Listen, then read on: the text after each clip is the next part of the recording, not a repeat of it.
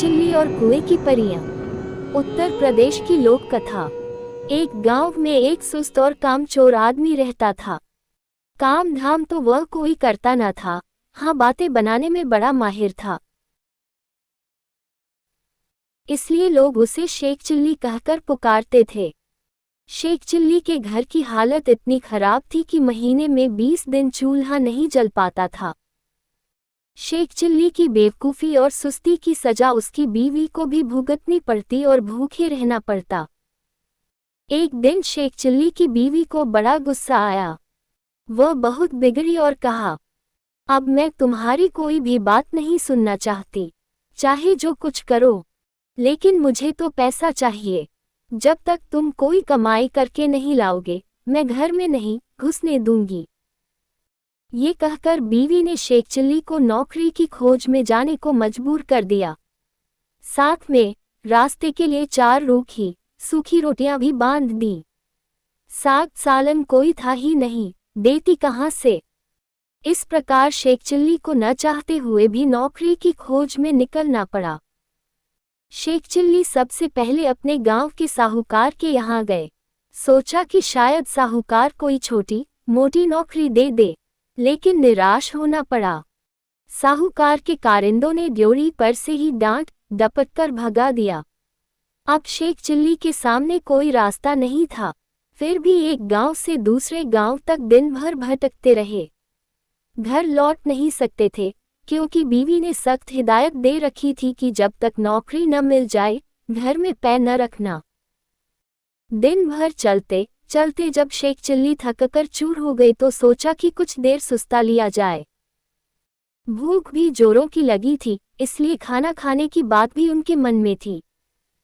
तभी कुछ दूर पर एक कुआं दिखाई दिया।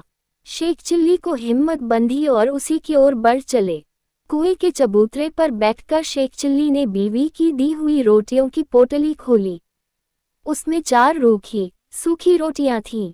भूख तो इतनी जोर की लगी थी कि उन चारों से भी पूरी तरह न बुझ पाती। लेकिन समस्या ये भी थी कि अगर चारों रोटियों आज ही खा डाली तो कल परसों या उससे अगले दिन क्या करूंगा, क्योंकि नौकरी खोजे बिना घर घुसना नामुमकिन था। इसी सोच विचार में शेख चिल्ली बार बार रोटियां गिनते और बार बार रख देते। समझ में नहीं आता कि क्या किया जाए। जब शेख चिल्ली से अपने आप कोई फैसला न हो पाया तो कुएं के देव की मदद लेनी चाहिए। वह हाथ जोड़कर खड़े हो गए और बोले, हे बाबा, अब तुम ही हमें आगे रास्ता दिखाओ। दिन भर कुछ भी नहीं खाया है। भूख तो इतनी लगी है कि चारों को खा जाने के बाद भी शायद ही मिट पाए। लेकिन अगर चारों को खा लेता हूं तो आगे क्या करूंगा। मुझे अभी कई दिनों यहीं आसपास भटकना है। इसलिए हे कुआं बाबा, अब तुम ही बताओ कि मैं क्या करूं। 1 खाऊं, 2 खाऊं, 3 खाऊं, चारों खा जाऊं। लेकिन कुएं की ओर से कोई जवाब नहीं मिला। वह बोल तो सकता नहीं था, इसलिए कैसे जवाब देता। उस कुएं के अंदर 4 परियां रहती थीं। उन्होंने जब शेख चिल्ली की बात सुनी तो सोचा कि कोई दानव आया है जो उन्हीं चारों को खाने की बात सोच रहा है। इसलिए तय किया कि चारों को कुएं से बाहर निकालकर उस दानव की विनती करनी चाहिए, ताकि वह उन्हें न खाए। ये सोचकर चारों परियां कुएं से बाहर निकल आई। हाथ जोड़कर वे शेख चिल्ली से बोलीं, हे दानवराज, आप तो बड़े बलशाली हैं। आप व्यर्थ ही हम चारों को खाने की बात सोच रहे हैं। अगर आप हमें छोड़ दें तो हम कुछ ऐसी चीजें आपको दे सकती हैं जो आपके बड़े काम आएंगी। परियों को देखकर व उनकी बातें सुनकर शेख चिल्ली हक्के बक्के रह गए। समझ में न आया कि क्या जवाब दे। लेकिन परियों ने इस चुप्पी का यह मतलब निकाला कि उनकी बात मान ली गई। इसलिए उन्होंने एक कठपुतला व एक कटोरा शेख चिल्ली को देते हुए कहा, हे दानवराज, आपने हमारी बात मान ली, इसलिए हम सब आपका बहुत बहुत उपकार मानती हैं। साथ ही अपनी ये 2 तुच्छ भेंटें आपको दे रही हैं। ये कठपुतला हर समय आपकी नौकरी बजाएगा, आप जो कुछ कहेंगे करेगा। और यह कटोरा वह हर एक खाने की चीज आपके सामने पेश करेगा जो आप इससे मांगेंगे। इसके बाद परियां फिर कुएं के अंदर चली गई। इस सब से शेख चिल्ली की खुशी की सीमा न रही। उसने सोचा कि अब घर लौट चलना चाहिए, क्योंकि बीवी जब इन दोनों चीजों के करतब देखेगी तो फूली न समाएगी। लेकिन सूरज डूब चुका था और रात घिर आई थी, इसलिए शेख चिल्ली पास के एक गांव में चले गए और एक आदमी से रात भर के लिए अपने यहाँ ठहरा लेने को कहा।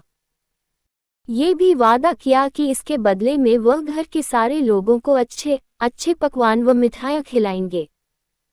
वह आदमी तैयार हो गया और शेख चिल्ली को अपनी बैठक में ठहरा लिया। शेख चिल्ली ने भी अपने कटोरे को निकाला और उसने अपने करतब दिखाने को कहा। बात की बात में खाने की अच्छी अच्छी चीजों के ढेर लग गए। जब सारे लोग खा पी चुके तो उस आदमी की घरवाली जूठे बर्तनों को लेकर नाली की ओर चली। ये देखकर शेख चिल्ली ने उसे रोक दिया और कहा कि मेरा कठपुतला बर्तन साफ कर देगा। शेख चिल्ली के कहने भर की देर थी कि कठपुतले ने सारे के सारे बर्तन पल भर में निपटा डाले। शेख चिल्ली के कठपुतले और कटोरे के यह अजीबोगरीब करतब देखकर गांव के उस आदमी और उसकी बीवी के मन में लालच आ गया। शेख चिल्ली जब सो गए तो वह दोनों चुपके से उठे और शेख चिल्ली के कटोरे व कठपुतले को चुराकर उनकी जगह एक नकली कठपुतला और नकली ही कटोरा रख दिया। शेख चिल्ली को ये बात पता न चली। सवेरे उठकर उन्होंने हाथ मुंह धोया और दोनों नकली चीजें लेकर घर की ओर चल दिए। घर पहुंचकर उन्होंने बड़ी डींगे हाँकी और बीवी से कहा, भगवान, अब तुझे कभी किसी बात के लिए झींकना नहीं पड़ेगा। न घर में खाने को किसी चीज की कमी रहेगी और न ही कोई काम हमें तुम्हें करना पड़ेगा। तुम जो चीज खाना चाहोगी मेरा ये कटोरा तुम्हें खिलाएगा और जो काम करवाना चाहोगी मेरा ये कठपुतला कर डालेगा। लेकिन शेख चिल्ली की बीवी को इन बातों पर विश्वास न हुआ। उसने कहा, तुम तो ऐसी डींगे रोज ही मारा करते हो, कुछ करके दिखाओ तो जानूं। हाँ, क्यों नहीं। शेख चिल्ली ने तपाक से जवाब दिया और कटोरा व कठपुतले में अपने अपने करतब दिखाने को कहा। लेकिन वह दोनों चीजें तो नकली थीं, अतः शेख चिल्ली की बात झूठी निकली। नतीजा ये हुआ कि उनकी बीवी पहले से ज्यादा नाराज हो उठी। कहा, तुम मुझे इस तरह धोखा देने की कोशिश करते हो। जब से तुम घर से गए हो घर में चूल्हा नहीं जला है। कहीं जाकर मन लगाकर काम करो तो कुछ तनख्वाह मिले और हम दोनों को 2 जून खाना नसीब हो। इन जादुई चीजों से कुछ नहीं होने का। बेबस शेख चिल्ली खिसियाए हुए से फिर चल दिए। वह फिर उसी कुएं के चबूतरे पर जाकर बैठ गए। समझ में नहीं आ रहा था कि अब क्या किया जाए। जब सोचते सोचते वह हार गए और कुछ भी समझ में न आया तो उनकी आंखें छलछला आए और रोने लगे। ये देखकर कुएं की चारों परियां फिर बाहर आई और शेख चिल्ली से उनके रोने का कारण पूछा। शेख चिल्ली ने सारी आपबीती कह सुनाई। परियों को हंसी आ गई। वे बोली, हमने तो तुमको कोई भयानक दानव समझा था और इसलिए खुश करने के लिए वे चीजें दी थीं, लेकिन तुम तो बड़े ही भोले भाले और सीधे आदमी निकले। खैर, घबराने की जरूरत नहीं, हम तुम्हारी मदद करेगी। तुम्हारा कठपुतला और कटोरा उन्हीं लोगों ने चुराया है जिनके यहाँ रात को तुम रुके थे। इस बार तुम्हें एक रस्सी व डंडा दे रही हैं। इनकी मदद से तुम उन दोनों को बांध व मार कर अपनी दोनों चीजें वापस पा सकते हो। इसके बाद परियां फिर कुएं में चली गईं। जादुई रस्सी डंडा लेकर शेख चिल्ली फिर उसी आदमी के यहाँ पहुंचे और कहा, इस बार मैं तुम्हें कुछ और नए करतब दिखाऊंगा। वह आदमी भी लालच का मारा था। उसने समझा कि इस बार कुछ और जादुई चीजें हाथ लगेंगी, इसलिए उसने खुशी खुशी शेख चिल्ली को अपने यहाँ टिका लिया। लेकिन इस बार उल्टा ही हुआ। शेख चिल्ली ने जैसे ही हुक्म दिया वैसे ही उस घर वाले व उसकी बीवी को जादुई रस्सी ने कसकर बांध लिया और जादुई डंडा दनादन पिटाई करने लगा। अब तो वे दोनों चीखने चिल्लाने और माफी मांगने लगे। शेख चिल्ली ने कहा, तुम दोनों ने मुझे धोखा दिया है। मैंने तो ये सोचा था कि तुमने मुझे रहने को जगह दी है, इसलिए मैं भी तुम्हारे साथ कोई भलाई कर दूं। लेकिन तुमने मेरे साथ उल्टा बर्ताव किया, मेरे कठपुतले और कटोरे को ही चुरा लिया। अब जब वे दोनों चीजें तुम मुझे वापस कर दोगे, तभी मैं अपनी रस्सी व डंडे को रुकने का हुक्म दूंगा। उन दोनों ने झटपट दोनों चुराई हुई चीजें शेख चिल्ली को वापस कर दी। ये देखकर शेख चिल्ली ने भी अपनी रस्सी व डंडे को रुक जाने का हुक्म दे दिया। अब अपनी चारों जादुई चीजें लेकर शेख चिल्ली प्रसन्न मन से घर को वापस लौट पड़े। जब बीवी ने फिर देखा कि शेख चिल्ली वापस आ गए हैं तो उसे बड़ा गुस्सा आया। उसे तो कई दिनों से खाने को कुछ मिला नहीं था, इसलिए वह भी झुंझलाए हुई थी। दूर से ही देखकर वह चीखी, कामचोर तुम फिर लौट आए। खबरदार, घर के अंदर पैर न रखना, वरना तुम्हारे लिए बेलन रखा है। ये सुनकर शेख चिल्ली दरवाजे पर ही रुक गए। मन ही मन उन्होंने रस्सी व डंडे को हुक्म दिया कि वे उसे काबू में करें। रस्सी और डंडे ने अपना काम शुरू कर दिया। रस्सी ने कसकर बांध लिया और डंडे ने पिटाई शुरू कर दी। ये जादुई करतब देखकर बीवी ने भी अपने सारे हथियार डाल दिए और कभी वैसा बुरा बर्ताव न करने का वादा किया। तभी उसे भी रस्सी व डंडे से छुटकारा मिला।